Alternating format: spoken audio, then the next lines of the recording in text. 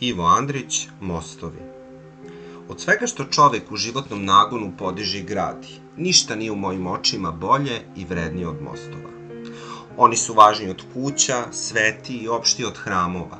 Svačiji prema svakom jednaki, korisni, podignuti uvek smisleno na mestu na kom se ukrštava najveći broj ljudskih potreba i strajniji su od drugih građevina i ne služe ničem što je tajno ili zlo.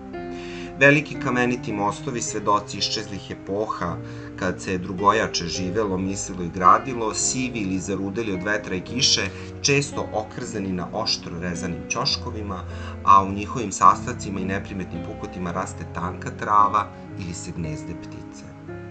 Tanki železni mostovi zategnuti od jedne obale do druge kao žica, što drhte i zvuče od svakog voza koji projuri.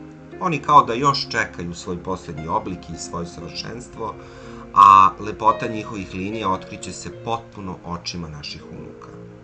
Drveni mostovi na ulasku u Bosanske Varošice, čije izglodane grede poigravaju iz veče pod kopitama seoskih konja, kao daščice ksilofona. I najposle, oni sasvim mali mostići u planinama, u stvari jedno jedino oveće drvo ili dva brvna prikovana jedno uz drugo, prebačeni preko nekog gorskog potoka, koji bi bez njih bio neprelazan. Po 2 puta u godini gorska bujica odnosi, kad nadođe ta brvna, a seljaci slepo uporni kao mravi, seku, tešu i postavljaju nova.